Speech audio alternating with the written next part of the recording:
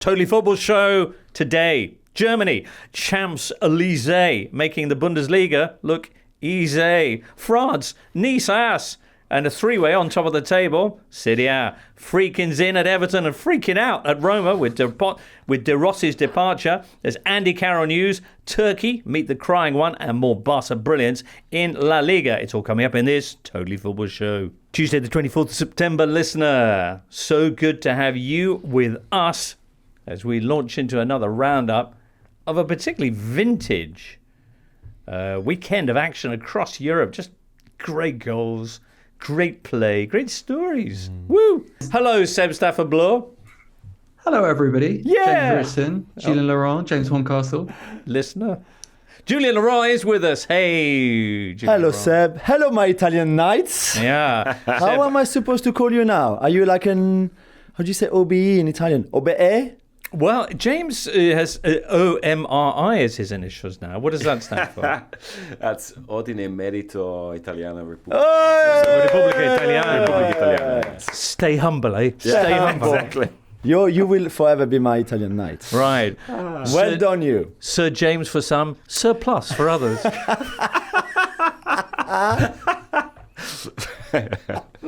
But it was a lovely evening on Friday, and yeah, as you put on your tweet, it was a very humbling thing to be given something for essentially, talking about what we talk about. I mean, they produced the football. We just say they did some football. I know, but they need voices like yours to promote Italian football around Europe and around the world. That's why, it's a massive honor, but well deserved. Me and Seb can dream of something like that from the Germans. No one has French. ever recognised me for any contribution I've made to anything at all. I know. I bet Michelle Moynihan's pretty happy with her honour as well. I mean, it's just relative, isn't it? Anyway, no, it was really touching and a lovely evening, and many thanks to everyone who commented, because it was all very nice indeed. Let's see. I tell you, they've got lots to talk about this week. Should probably reference what happened in the Champions League last week, not least because, Jules, it was a great week, one of the best in a long time for French sides. It was, Jimbo, the best ever, I think L'Equipe said. I didn't go back through all the years, but apart from Lille, who lost Sporting and were disappointed, although we saw Carroll scoring again, and what a player he is, really. But apart from that, Brest with their first ever game in Europe, not just the Champions League, in Europe, full stop, and with a win, amazing. And then PSG scrapping through against Girona, but that's okay. And then obviously Monaco against Barcelona, which was the other big one. And I know Eric Garcia's red card after 15 minutes changed the whole dynamic of the game. But for such a young team, Adi Hutter's first ever Champions League game as well. It was a very, very, very convincing win. And yeah, it was a good week for the French. Excellent. Let's have a moment of the week from you, Jules. My moment of the week, and a lot of things happen in France this weekend, but it has to be Andy Carroll. The Andy Carroll, that one, who now plays for Bordeaux in the 4th division after dropping from 2nd division in Amiens to Bordeaux for his first game against Chateaubriand in Bordeaux. There was a lot at stake. Lots at stake, yeah. I don't even know where Chateaubriand is as a city, really, in France. But it doesn't matter, because he scored 2 goals, the second one in the 88th minute to rescue a point. So, Andy Carroll. But yeah. So, good. Well done. Well done. Chateaubriand. You beat it! That was an easy one. I was you waiting to come for this, but I didn't. You've done me. Damn it. A rare goal for Andy Carroll. Try to find one with medium. Well done, Andy Carroll. I think they would struggle. They're clearly not good enough, despite having him now in their team. But it's good to see him score. He was really happy. I mean, his celebrations were really So. But you say he dropped down from the 2nd division. So is this, although they're a 4th division side, former French title winners, is it a very different kind of 4th division team? Is there a lot of money being pumped into them to fuel their rise? So their budget is 7 million euros, which I suspect for that division is a lot, but they're not allowed, don't forget, they're not a professional club anymore. Right. So I don't know how it works for paying him. So is he doing another job at the same time? So either they're paying him wine or in food, I don't know, something, but they're not allowed to have a professional contract. Yeah. Which means, I guess, you can only pay them a certain maximum level. I don't know how it works, actually, but yeah. All right. They must have found a loophole or something to pay him because, again, they're an amateur club, so he must be paid like on bonuses and stuff like amateurs are in France. So interesting. Seb, what was your moment of the weekend? About Holstein Kiel, obviously they took a little bit of a shellacking to Bayern Munich a week ago, losing 6-1. They now have their first point in the Bundesliga, courtesy of a Shuto Makina equaliser in the 89th minute against Bochum. And it's lovely, actually, because I think they've probably deserved a little more than they've got out of their game so far. And the headline, the only reason anybody's really paid them attention is because of what Bayern did to them. But they've been playing well. And finally, they've got a bit of a reward off the table. Very nice. Bottom of the table, even. Excellent. Who's bottom of the table now?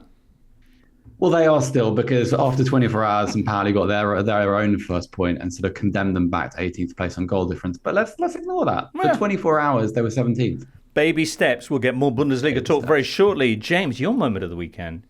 Well, I think it's Torino because they're top of the table and they're alone at the top for the first time in 41 years. They've got Paolo Vanoli as their coach. Vanoli, who'd got Venezia up and then was upgraded, if you like, to Torino. And they like that Torino's apparel or suit sponsor is like an Italian high street brand called Piombo. Lead. Yes. And so every time he stands on the sidelines, they kind of say plata or Piombo. Nice. Nice. Very And nice. he clearly goes for Piombo every time. Nice. And he's killing it. So Paolo Vanoli. Do you remember the first game? They played really well against Milan in that first Yeah. game, and we said after on the show, we said like, "Wow, the football is great." So. Yeah. Torino, everybody. There you go. Remarkable stuff. All right, well, let's get into the leagues. We'll hear from Paul Ballus and his Liga moments of the week very shortly. But let's begin by saying, please, sir, can we have some Serie A? Volentieri. All right. Excellent. This weekend in Italy, Milan finally win a derby. Roma sack De Rossi. And the side from Turin are top of the table, but not that side from Turin. Torino, as you mentioned. James, let's begin with the Milan derby, because they'd lost 6 in a row of these fixtures. They looked abject against Liverpool the previous midweek, while Inter had looked pretty excellent against Man City. So this game really looked like a formality. What happened? Milan played well. They were quite bold in their approach. I mean, it was a similar approach to what they had tried against Liverpool, where they set up in 4-4-2, 4-2-4 against the ball. And you had, Tammy Abraham and Alvaro Morata. So Morata came back into the team. And they were the first team that I've seen that have kind of really glitched this Inter system in quite some time. I think Inter were probably a little bit jaded and tired after playing Man City at the Etihad and playing really well in that game. And they didn't really have the same pressure and stakes going into this game as Milan had, because this was billed as make or break for Paulo Fonseca. And I think one of the criteria when he got the job was not only to make the team contend for the Scudetto, or at least get closer to Inter, it was to beat Inter in the derby. They'd lost 6 in a row. Some of those derbies had been really harrowing for Milan. For example, losing in a Champions League semi-final, and then obviously last year, Inter clinched the Scudetto in the derby, and they won their second star doing that. But Christian Pulisic has had a very good start to the season. He scored in his last 5 games for club and country. He has had moments in games rather than putting in sustained performances. I thought he put in a sustained performance in this one. Could have scored before his goal. And really in the second half, Milan's approach, they could have maybe scored 3 goals. Jan Sommer was Inter's best player. And, Milan thoroughly deserved Matteo Gabbia's winner. And so yeah, all of a sudden... Milan born and bred. Or Busto Arsizio born and bred. Yeah, and Matteo Gabbia, his name would translate as Matty Cage, maybe. Nice, and, good name. He's got his manager out of... How much time has he bought him, do you think? Well, I mean, I found it quite interesting looking at the papers over the last few days because all of a sudden, Milan c'è or l'intesa tra Fonseca. Milan, c'est mio. Yeah, there's like this is it. This is liftoff for Milan now. Let's see. I think we do have to take into account that Inter had come up against, probably the best team in Europe in Man City, and that's really exacting.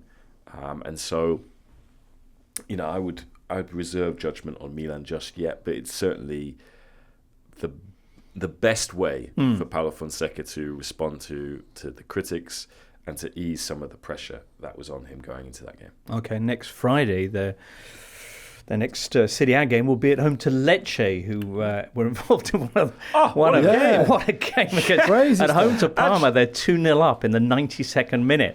The Lecce player is through on goal, manages to blow the chance to make it 3-0. Parma then pull one back, but look, Lecce got a chance to make it 3-1. He blows that one as well, and Parma end up drawing 2-2. Extraordinary scenes. Yeah, actually, that should have been maybe moment of the weekend.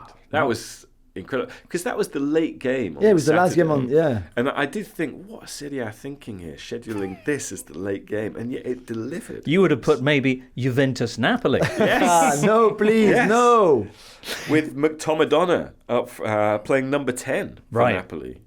He didn't actually have the number 10. He's got the number 8. But yeah, Antonio Conte, first time he's gone back to the Allianz Stadium when it's a sellout crowd, because when he was in charge of Inter, it was in COVID. Sort of surprised everyone by playing with a back four and Scott McTominay off Romelu Lukaku, which did look promising, even though didn't score. He was busy. Very busy, yeah. I mean, also just like receiving the ball on the turn and getting in behind Juventus's midfield.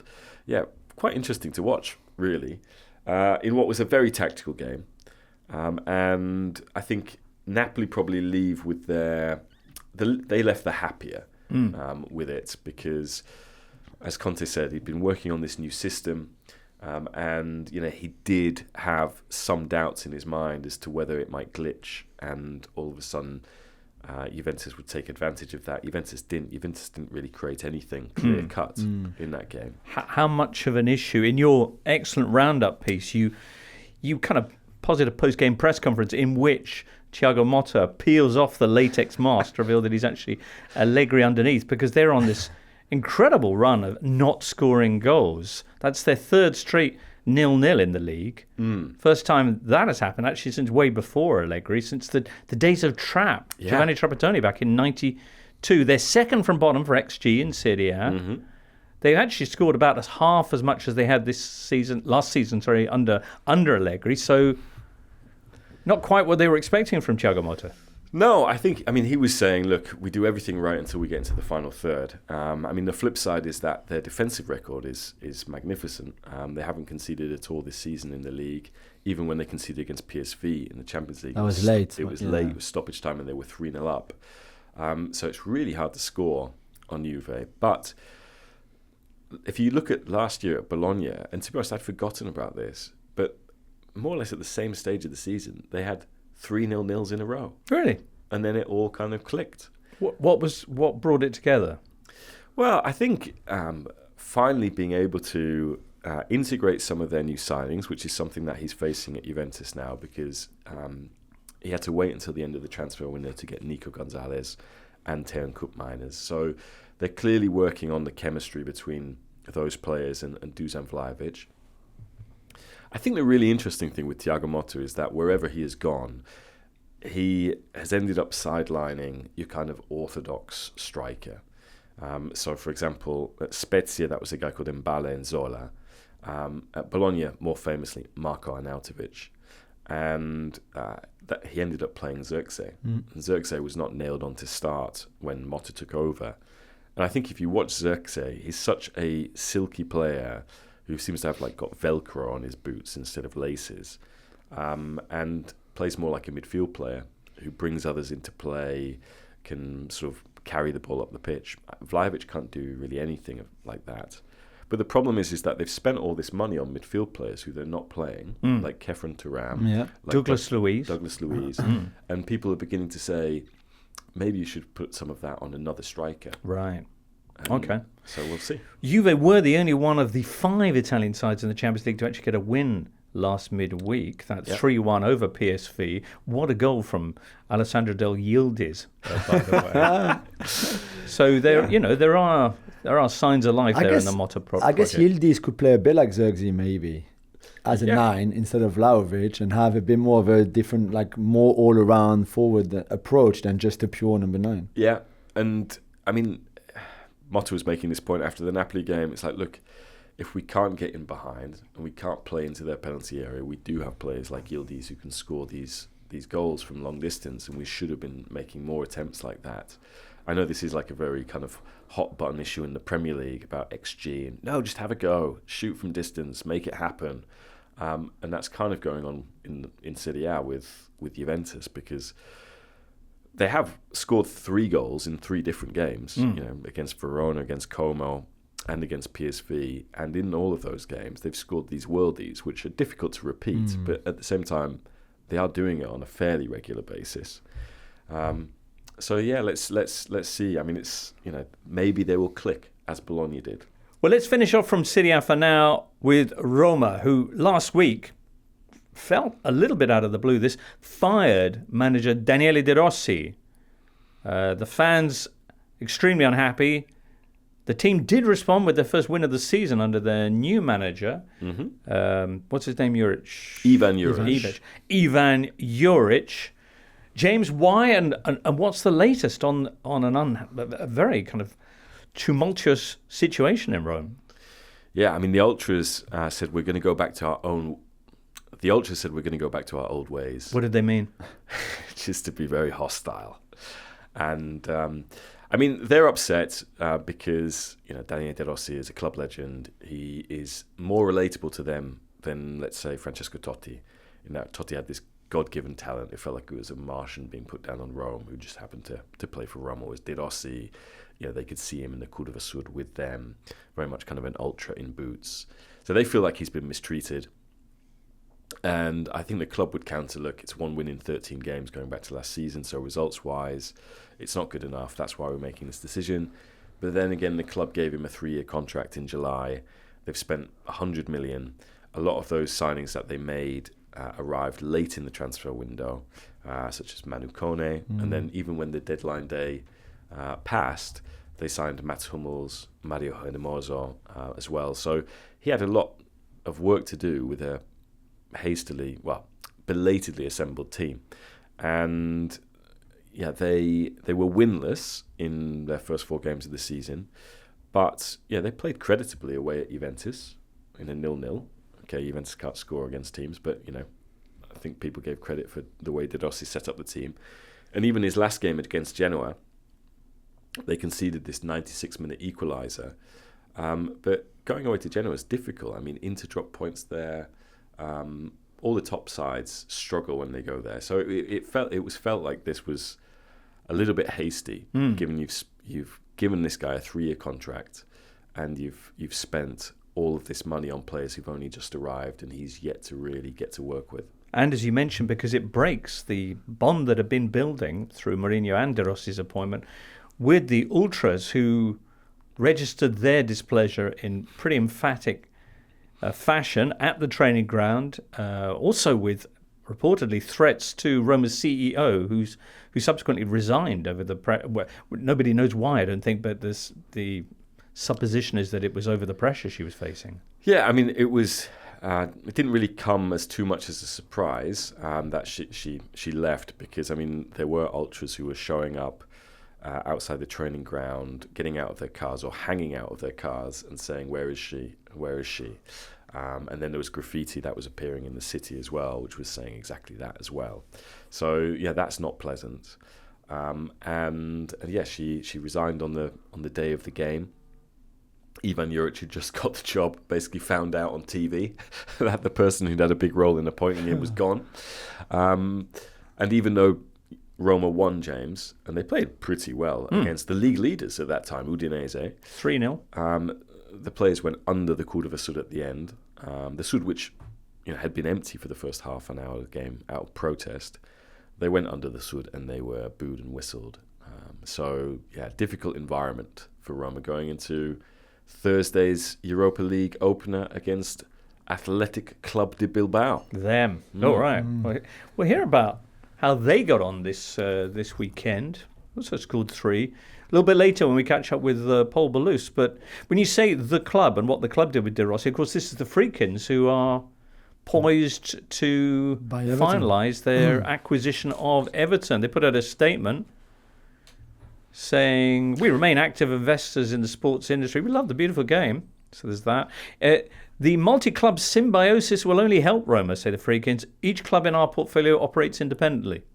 I'm not sure how those two things marry, but they are consecutive sentences. Anyway, I imagine that's one area of concern for the Romanisti. Well, yeah, absolutely, James. I mean, I think there is this feeling, at least expressed on the Roman radios, that they're running away, and yeah, I mean, they had to put that statement out. But you have the CEO resigning on the day of the game, and then you have this where they're buying another club, which is a huge undertaking, and the timing, if they do intend to retain Roma, as they say in this statement, is very curious, because I think only this will deteriorate the relationship between them and the Ultras, because this is a much bigger scale of what happened with Udinese and Watford, where Udinese fans were like, hang on a minute, all the players that used to come to us are now going to this Premier League team, Watford. You're spending more money on players with Watford, partly because Watford had a bigger TV deal and that's what they're in the Premier League. But it just creates this dissonance. And so, I imagine if, the Friedkins get the takeover approved and they go into January and they're having to kind of invest in the team in order to keep the club up, then Roma fans will not be happy in the slightest. They'll get Calvert-Lewin, though, as part of the bargain. Yeah. So, yeah, excellent. All right, well, we'll keep an eye on that. Many thanks then, James. Let's move on and have a quick roundup next of what awaits us on Wednesday and Thursday in that Europa League. Ooh, it's the first match day in the Europa League this Wednesday and Thursday. Europa League, but not as you know it, because UEFA boffins have restyled, reimagined the secondary UEFA competition. They've come up with a 36-team league. A 36-team league. Imagine being bottom of that. Yeah. As with the Champions League, only the top 8 overall will advance directly to the round of 16, and the sides finishing 9th to 24th in this league will go into a 2-legged knockout phase playoff. You excited? Seb, are you excited? You got Eintracht Frankfurt and Hoffenheim in there? Yeah, I'm interested by Eintracht, Jimbo, just because I think they're one of the funnest teams to watch in the whole of Europe at the moment. Marmouche, Etiquette at the top of the pitch. That's going to be fun for anybody to see. So, I feel like, much with the Champions League, that the jeopardy is a little bit elusive at the moment with the 36-team league. Doesn't feel very important match day by match day. So we'll see. But I'm looking forward to some midweek football. Okay, I mean, we saw this in the Champions League last week, where I was at San Siro for Milan-Liverpool, and it didn't sell out. And that is probably Milan's biggest home game in the Champions League phase. And there were a lot of mitigating circumstances, like it's Fashion Week, so if you're an out-of-towner and you're trying to book a hotel, it's more expensive. There are fewer hotel rooms. Ticket prices have been put up. But at the same time, I think to Seb's point about jeopardy, there is this feeling, okay, if you screw this game up, then it's not catastrophic. And by the way, there's a Milan derby at the weekend. I'd maybe rather go to that. And we saw it at City Inter as well. As much as people joke about the Emtihad and that sort of thing, yeah, that was a patchy crowd. Atmosphere wasn't great. Atalanta, Arsenal as well, I think, no? Yeah. Atalanta, Arsenal was not sold out. So it's pretty interesting. One to monitor. Okay. I would say. It does feel a little bit as if, like, having the traditional dynamics of those mini rivalries within a group. So the home and away gives this element of, okay, we can lose this, but we're going to develop a little bit of competition over the first 6 match days. And now you lose a game, you win a game, you draw a game, you might not see that side again until the knockout rounds. And so you don't have the, I suppose, feel that the old group stages used to I hear what you say. That Provide you structure, that narrative structure, that framework to build your stories on. Anyway, games this week that people may or may not be turning up to watch include on Wednesday, Dynamo Kiev against Lazio. Galatasaray, fresh from a big win in the Intercontinental Derby. I might mention that a little bit later on. They'll be up against PAOK. Man United have got 20, which everyone's very excited about because Erik ten Hag used to play for 20. Yeah. And he was also youth coach there under Steve McLaren. That's right. Nice. Good game, that. 8-goal Nice. 8-goal Nice against us. 8-goal Nice are up against Real Sociedad. Yeah. Jose Mourinho's Fenerbahce, who just got beaten in the Intercontinental Derby, will be facing Union Saint-Gilloise. They've got Man United in the next round. They do. Tasty. Malmo have Rangers. Ajax are up against Besiktas, now managed by Giovanni von Bronckhorst. And they have Ciro Immobile up front these days, Besiktas. They do indeed. He Yeah. scored the winner the weekend on a penalty. Did he? Yeah. All Counts, right. yeah. Good. Leon have got Olympiacos, Yeah, should be good. right, who are the Conference League champions, let's not forget. That's right. And Roma have got Bilbao. We'll talk about that later on. Also Spurs Karabag. And not so good. I mean, I bet they're glad it's Spurs Karabag and not the other way around because that's the beauty of this system. That's they don't true. have to go They to don't have to Azerbaijan. go. Exactly. Is it Azerbaijan? Yeah. It is, yeah. Yay! I think the Roma Athletic Club de Bilbao is the main one. Okay. Really. There's other really good ones, and we say Nice Real Sociedad is good. And teams, a bit like Seb said, individual teams, regardless of who they face, Right. could be fun to watch. All right. Like Frankfurt, like the Turkish teams. To see Osimhen for Galatasaray, for example, is great, I think. But yeah, I would single out really the Roma Bilbao game. Okay, we're going to come to you, Seb, in a second on the Bundesliga, but we mentioned Galatasaray and Mouz Fenerbahce. We should probably touch on what happened this weekend in the game known as the Intercontinental. Galatasaray are travelling all the way to Asia, across that bridge over the Bosphorus, to face Fenerbahce, who are now managed by the special one, or as Galatasaray dubbed him on social media afterwards, the crying one. The crying one. Did you watch the game? Great game. Did you watch the game, Superb George? game. Tell us Really all fun. about it. Galatasaray won 3-1 in a game that Fenerbahce dominated. Fenerbahce had so many chances. I think the XG is 3.5 or 3.6. And Muslera in goal for Galatasaray, who made a big blunder in their Champions League playoff, for example, and hasn't been that great for a long time, I think, overall, but still capable of great games like this one because he really kept them in the game more than anything else. And then you've got this amazing chest pass from Osimhen to Mertens. We saw a chest pass from Musiala to Guerrero in the Champions League with Bayern, which was even better. But this one is cool. Mertens scoring too. It was just a really, really good game. And the stars on, like they once upon a time stars, really, I know, because you've got Tadic and you've got Dzeko and Davinson Sanchez, Lucas Torreira. and Fred and Lucas Torreira, who scored an amazing goal, by the way. Although it was given as an own goal. Yeah, it was, but that was still. a bit harsh. Yeah, Great strike. great strike. Yeah. So yeah, it was really fun to watch. I mean, this was the first of many Istanbul derbies, of course, between all Besiktas, etc., etc. But if they're all like that, it's worth watching because that was really good. I mean, this is a special game, not least for the kind of clash of Yeah, of continents, course. but also the fact that these two teams have been top two for the last 3 seasons, with Galatasaray winning each time and Fenerbahce coming in as runners-up. And that's one of the reasons that Mourinho's been brought in. Hasn't got off to the best starts, I mean, not they're least with second. being Yeah. knocked out by Lille of the Champions League True. playoff. But after that, and then they had that game which they let a 2-goal lead slip against Göztepe. Göztepe, yeah. Is that how you... Yeah. Here comes now the they- Göztepe. And Because then, Galatasaray has 6 on 6, so they've got 18 points, and I think Fener have 13, so they're 5 behind. well, they're already. 5 points Yeah. clear, yeah.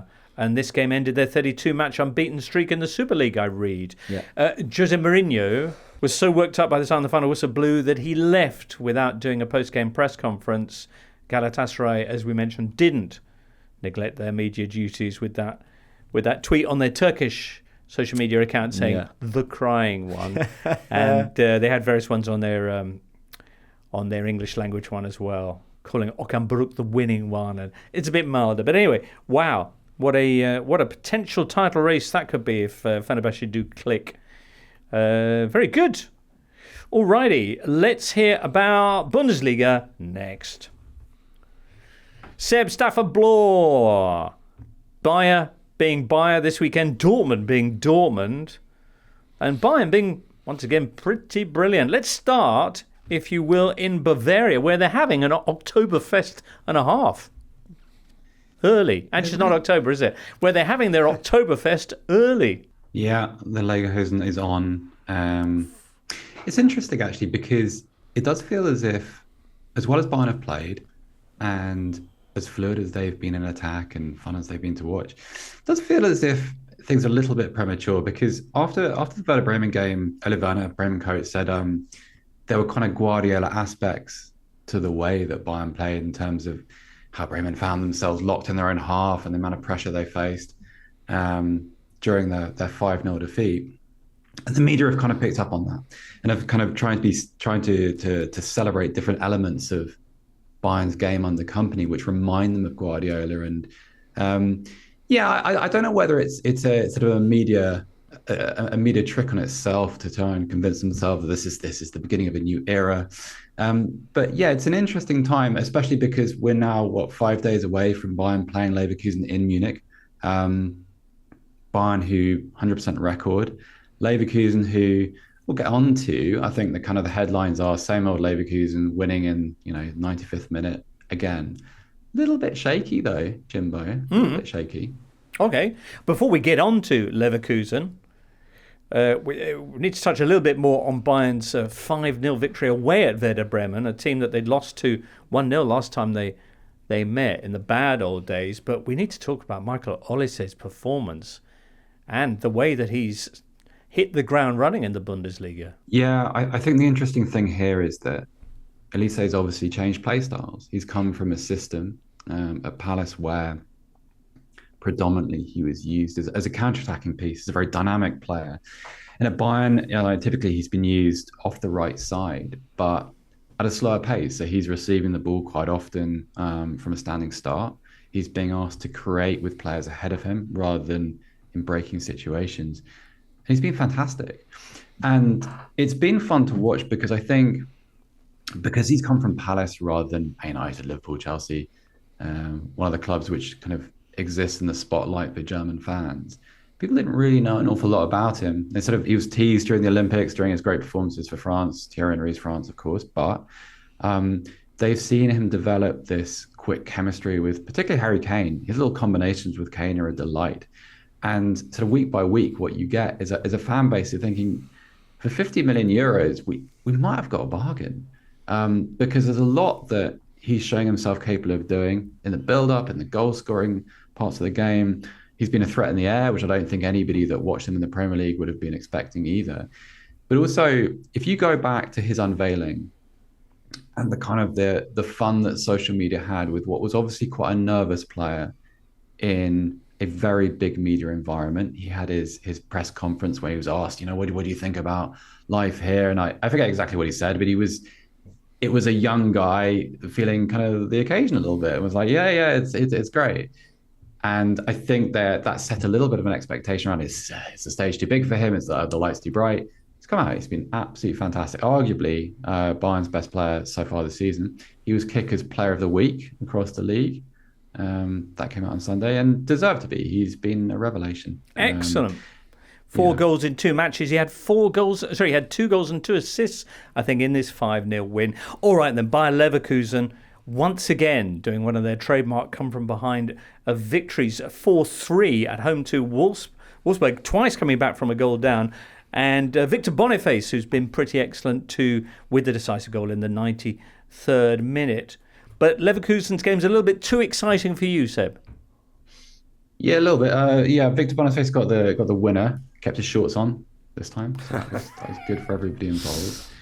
But I think one of the themes that came out of this was after obviously the Champions League in midweek and Bayern next weekend, Alonso rotated and in came Nordi Michela, Janelle Belassian, Alex Garcia started, Patrick Schick, and it didn't work so well. Bayern were, I don't know, to say that they're a little, let me do that again.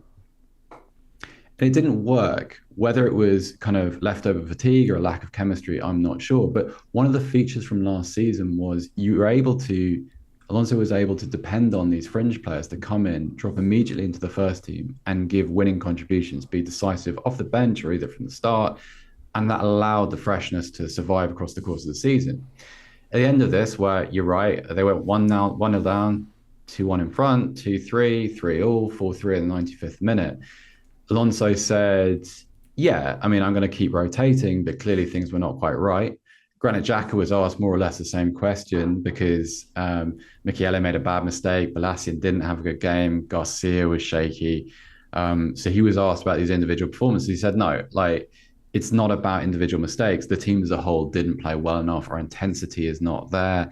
And I suppose if you were reading into things, Jimbo, you'd say it's only natural that your focus would go onto a competition like the Champions League. You've won the Bundesliga unbeaten. You've kind of conquered those peaks, for want of a better expression.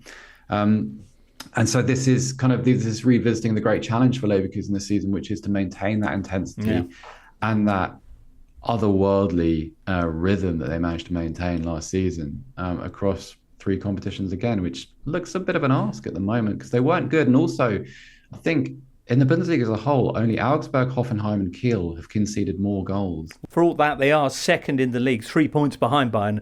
And what a game that's going to be next week. Not second, in fact, all the way down in 1, 2, 3, 4, 5, 6, 7. 8th place are Dortmund, who lost 5-1 at Stuttgart. Now, we talked about Olise.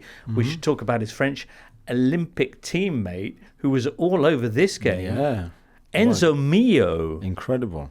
Really, really. I mean, Seb knows how good he is. It's only if you haven't really watched Stuttgart that you don't know. He's the French under-21 captain now. Okay.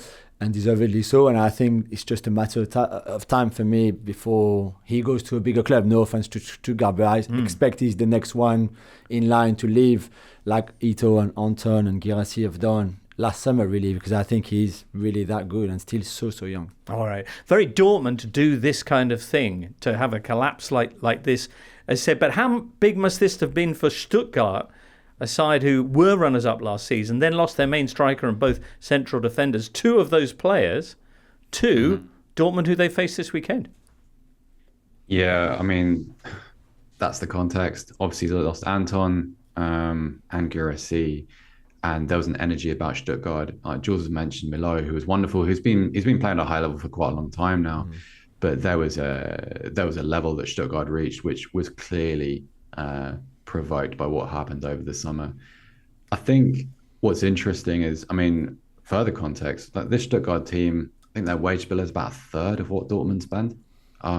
So yes, wonderful result for them. Wonderful result for Sebastian Hoeneß, who had that slightly difficult start to the season. Didn't really click into gear immediately. Played very, very well against Real Madrid, and that seems to have restored a little bit of status and swagger to the football, which is so intricate and so fast-paced. It needs to have that belief to go.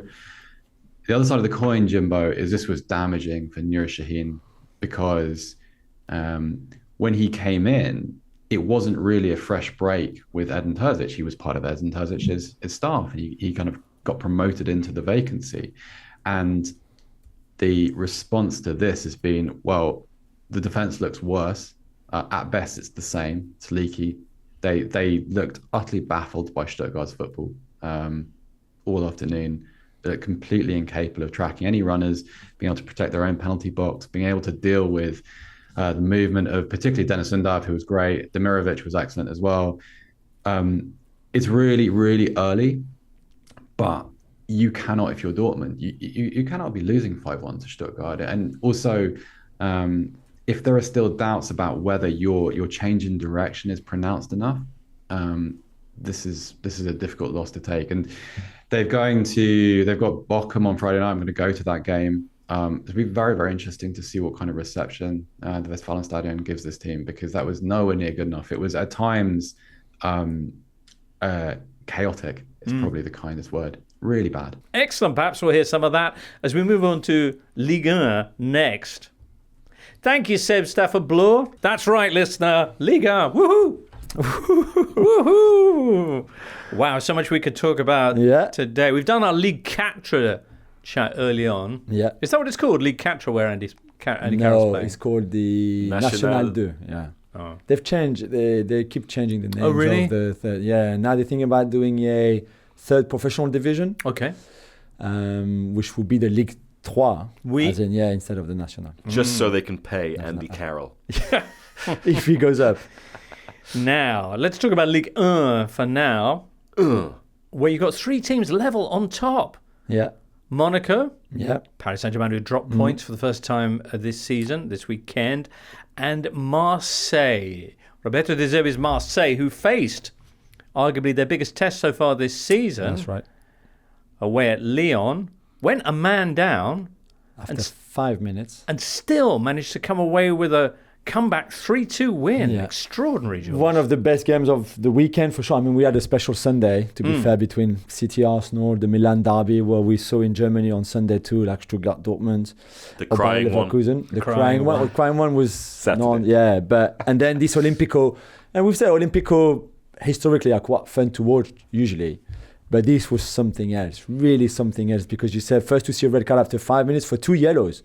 So usually, it could be a red if you're last defender and you foul him, stuff. But to have 2 yellows in the space of 5 minutes, in the first 5 minutes of a game from Leonardo Ballardi is pretty stupid in the first place.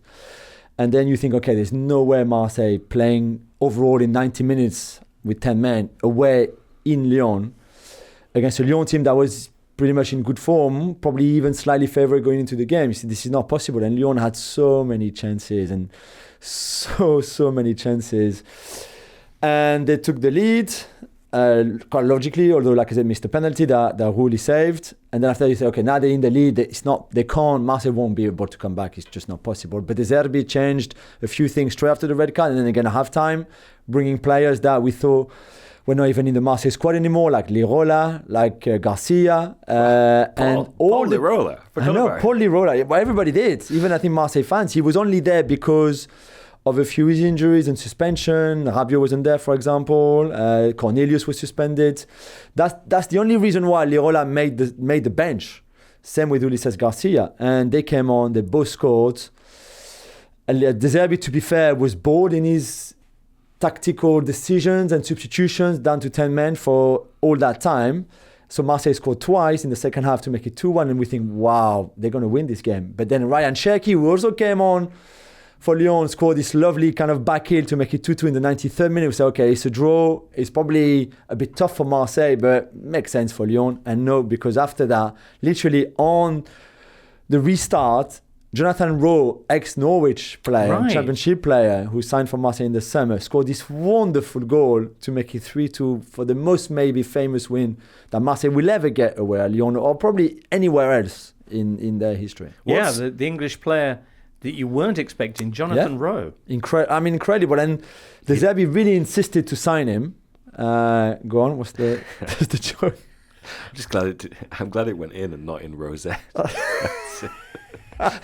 It could have been, because it's one of those curlers that are lovely to see. He comes from the left and comes inside onto his right foot and curls it in the top corner. But sometimes they don't go in the top corner.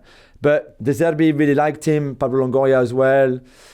Insisted to sign him. They signed him for quite a lot of money, really, for somebody who comes from the championship, 11 millions and then bonuses on top. So for him to score like that, they had that bright orange kit that looks a bit like, those safe jacket. No, how do you call them? A life jacket. Yeah, or no, like not like High visibility. Yeah, high vis, but orange ones. Community service. The lollipop lady that made the kids. Sometimes it's yellow, it could be orange. Theirs was orange. Yeah. So bright orange in that Groupama Stadium, and De Zerbi going mad on the winning goal, going onto the pitch, the whole staff. It was amazing to see. So well done to Marseille. And Ryan Cherki spoke after the game how shameful that was for Lyon, because you can't not, even if Marseille are really good and De Zerbi is obviously amazing, but you just can't not win a game when you 1-0 up and you've been playing for 90 minutes with an extra man. It's just ridiculous. So, Okay. Yeah. From Marseille's point of view, in goal-scoring terms, it's their best start in 70 years. It's incredible, yeah. And I think we expected them to do well under De Zerbi, but maybe not that well. Okay. Really. Paris Saint-Germain dropping points against Reims, which is not the first time that's happened, Jules. No, it's not the first time. And it's not the first time Luis Enrique changes everything, pretty much everything, half of the team. And that just didn't work out. It didn't click. They were poor. They were very laborious. They needed Ousmane Dembélé to come on, score with a bit of luck as well. And they could have lost the game right at the end. So it's just still, I guess, a work in progress when it's not the strongest 11 starting.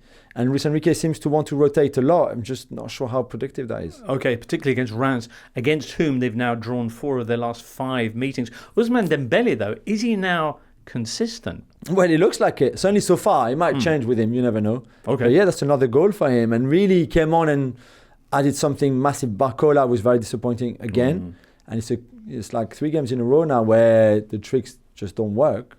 Bobby, we might revert to Bobby Bacala, really, you know. But so we see, but at least they didn't lose. Yes. And now we've said all along on the show that Monaco, Marseille, and PSG were the 3 strongest team, and we expected them to be this title race. I don't know how long it would last, but so now we are where we expect it to be. Okay, Monaco, who were 3-1 winners against Le Havre, fresh from their victory over Barcelona. You mentioned Marseille, Monaco and PSG as the 3 strongest teams. Are you sleeping on a little outfit called Nice? Nice, who were 8-0 winners against Saint-Etienne. Never, I have never seen anything like this. The last time a team was at least 6-0 up at halftime was maybe Lyon in 1997. And those scorelines just never happened in France. I mean, they rarely happened anywhere, really. But they're very rare in France outside of the PSG of the latest years, which used to blow teams out. 8-0, 6-0 at halftime, 6-0 after 39 minutes. It's pretty embarrassing. The Saint-Etienne away fans left really early. 3 players were taken off by Nice in the 35th minute. Yeah, which seemed right, but in the end, you could have changed the whole team anyway. So why them 3? I'm not so sure. They're 3 of the youngest players on the pitch for Saint-Etienne. 8-0 in the end. I did wonder halftime if you're Nice, do you just play like little rondo in the second half, or do you actually go and score more? They went and score more. Youssoufa Moukoko scored 2. Evan Guesson was amazing. It was good, and it was on the day that Nice celebrated the 120th anniversary. So long history for one of the biggest clubs in France, and what a special win to celebrate it. Okay. Do you want to talk about Tanguy Ndombele's performance? Tanguy who scored. Remember, Spurs fans, your worst nightmare. Well, he seems a bit more in form, and a bit like what we used to see with Atem Ben Arfa, for example. Maybe sometimes going home in a weaker league, really, than the Premier League, for example. For someone as talented as him, because the talent was never the problem, we explained that many, many times, it can work out. So it's quite early, let's see. But yeah, he scored a lovely goal, and he seems in good form and good spirit, because I think the spirit was maybe more the issues at the time. I see. Anything else from Ligue 1? I think 36 goals, Jimbo. So we had a 3-3 as well between Lille many and of them in Strasbourg. this game. Yeah, many of them in this game. But it's 3.2 goals per game in Ligue 1 this season, which is really remarkable. And we had a 3-2 win for Montpellier, the first of the season as well on Sunday. Okay. Very nice. Sorry, I've got too many really bad Saint-Etienne ass puns in my head. You should have. I expected you to say. No. They're not safe. Yeah, go on. What's wrong? No. Yeah, no. No? They tore ass a new one? Is that one? that could ass our bottom? I mean, since we're here, what do you got? No. Ass couldn't keep it tight at the back?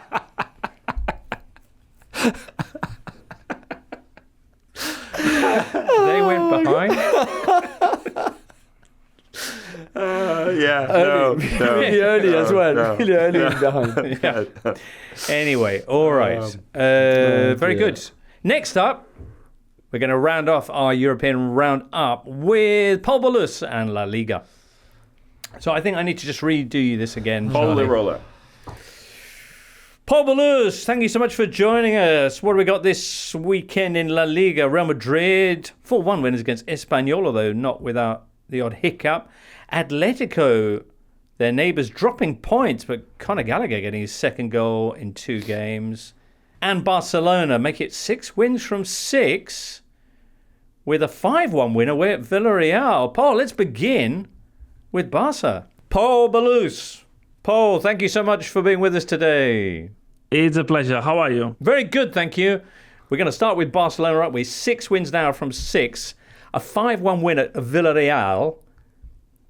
2 goals from Lewandowski, a 23-pass move from Pablo Torres for the Pablo Torres goal. And I think above everything, the Lamine Yamal assist for the 5th. What?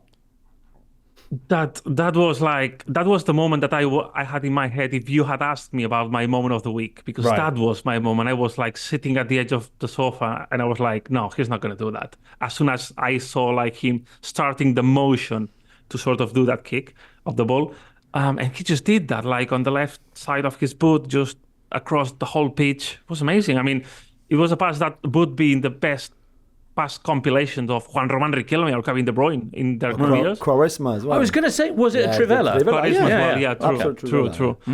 True. And yeah, no, it was amazing to see. And yeah, this Barcelona team doesn't stop being like really encouraging for Barca fans. I don't think that it was a 5-1 game.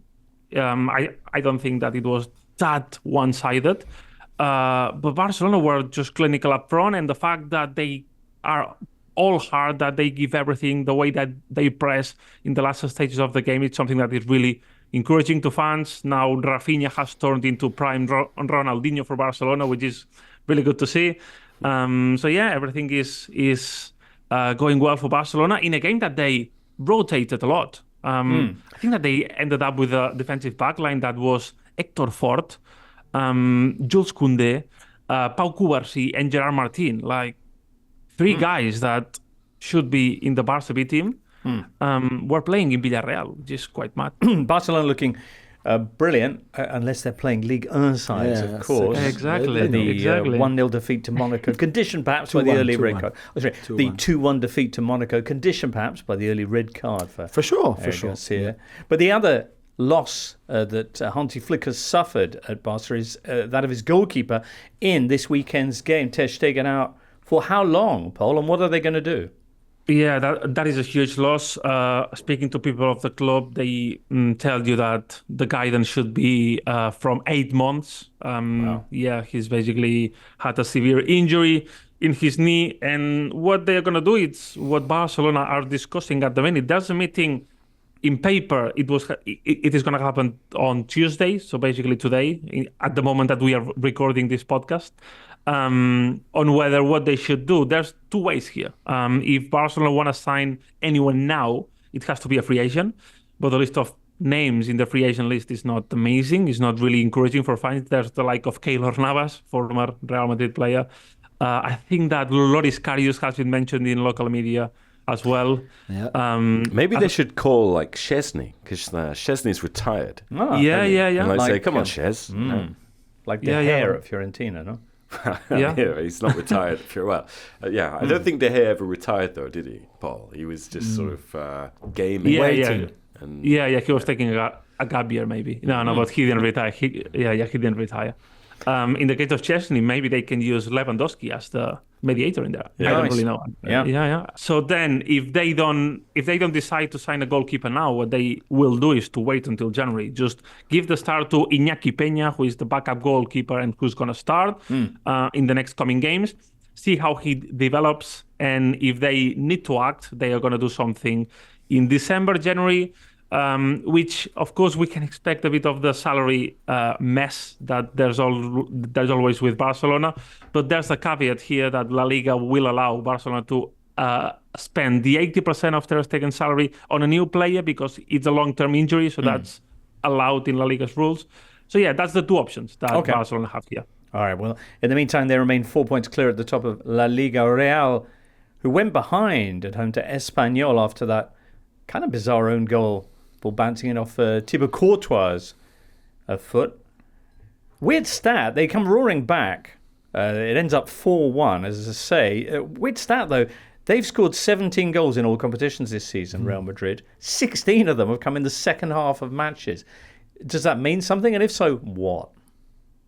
I think that it means a lot because Real Madrid are a team that sometimes they do appreciate a wake-up call in a game. I think that it happened in the European Super Cup against Atalanta with that Courtois save in the second half that basically sparked the performance that they did after that. And it happened against Espanyol with the own goal that you were mentioning, a weird goal. Espanyol are one of the weakest team in La Liga. I don't want to be disrespectful to Espanyol, but in terms of quality, they are not the best team in La Liga. They have not won at the Bernabeu for 29 years now. So yeah, just when they considered that goal, basically, it sparked the. I think that in the second half, Madrid were easily the better team, and they deserve this win. And somehow, I see some sort of improvement. It's not the final version of Real Madrid. Ancelotti still needs to find better versions, but I think that they are improving. Okay, you were excited about Lamine Yamal's assist for Barcelona. How do you feel about Alexander Sorlos's work for Conor Gallagher's goal in Atletico Madrid's 1-1 draw with Rayo Vallecano? That's the London connection, I guess. From a Crystal Palace player to a Chelsea player. No, it was great. Although the thing that impressed me the most of that game was that Julian Alvarez played as a sort of wing back in the second half, as a left winger. Simeone needed to put someone in there, and he decided to use his up to 95 million euro signing. So that impressed me a lot. But yeah, Conor Gallagher making some impression in his first, I think it's 3 starts now. He's been great. All the fans love him. I saw a clip on social media with Griezmann chanting his name in training and Conor Gallagher just having a laugh. So yeah, it's been a good welcome for the Englishman here. Excellent. Oli McBurney update at Las Palmas? He was bad as well. I mean, he wasn't a starter for the first time. I mean, I didn't know why I mentioned Oli McBurney, because I signed him on the fantasy when I said that he was being okay. And since then, he's been like, not great. Yeah. So it's your fault, Paul. Yeah, it's my fault. Yeah. Just don't tell Oli if you meet him. Bottom of the table currently with Las Palmas, 3 points from safety. Paul, one last thing. Athletic Club de Bilbao, who are up to third now in La Liga after their 3-1 win over Celta Vigo. They're going to be taking on Roma in the Europa League on Thursday. We mentioned that earlier as the standout fixture. What do you think? I think that they are improving. They are fine. They are starting to find the mojo. I think that they had a lot of pieces up front. I needed a bit of a preseason during the league because they hadn't been training a lot. Nico Williams is a bit of a fitness issue. He's not 100%, so let's see if he can perform against Roma. But yeah, they are playing much better. I think that there's still more potential to unlock in there, but Athletic Bilbao, I think that in La Liga, they are a huge candidate to be in the top 4. And in the Europa League, as I mentioned earlier, this season is a competition that they really have in their heads, because the final is in San Mamés. It was one of the main reasons why Nico Williams said, okay, if I'm staying, that's not a big drama because I really want to be in Bilbao for this. So let's see how it goes. Good matchup with Roma. Absolutely. 2 goals this weekend against Celta from Gorka Guruzeta. Is he Basque by any chance? Yeah. I mean, I think that his name indicates somehow that he is Basque, because Gorka and Guruzeta, I mean, you will hardly find like more Basque names here. I see. All right, then. Paul, anything else we should know before we sign off? I think it's fine. It's fine for now. I'm going to let you rest for now. Excellent. Thank you so much, Paul. We'll catch up with you next week. Paul Ballus. Well, there you go, everybody. That brings us to the end of our Euro roundup. Europa League on the way over the next couple of days. We'll touch on Wednesday's games in Thursday's show. And, of course, next weekend, there'll be big action around the continent, not least that Bayern game. So next Tuesday, I think we'll be here again. What is it? Conference League next week? Champions League. Is it Champions League again? Arsenal so we'll PSG be up on early Tuesday. On Monday. Yeah, then. Arsenal PSG on Tuesday. Is it? The Laurensico. The Laurensico. Yeah, Lawrence Derby. The Arsenal PSG are my 2 clubs. So Laurensico. Yeah, as in Classico, but Laurensico. Laurens Long Classico. Yeah, not Laurens Sicko. No. What's wrong with you? I thought you would get that one. Laurent Classico. No, Laurensico, as in... Maybe the Jules. Oh my God, Classico, Laurensico. But, I mean, Classico, it sounds like Classico. But Laurence Classico, I don't know. All right, well, think about that. We got a bit of time. I thought that was a great name. Yeah, it's a good name. Yeah. Clearly not. All right, we'll touch base on that next Monday then. Monday evening we should be up, possibly Tuesday morning. So listeners, do join us for that. For now, many, many thanks to Paul and Seb and to Jules and James and Rachel and producer Charlie in the booth. And you listener, do join us again soon. For now, from all of us here, it's goodbye. The Totally Football Show podcast is available 3 times a week, bringing you all the football news you could reasonably be expected to care about. We've got views, we've got stats, we've got analysis, we've got some of the best football writers around, and the whole thing is absolutely free. So have a listen on Spotify or Apple Podcasts or all the usual places by clicking on the link below.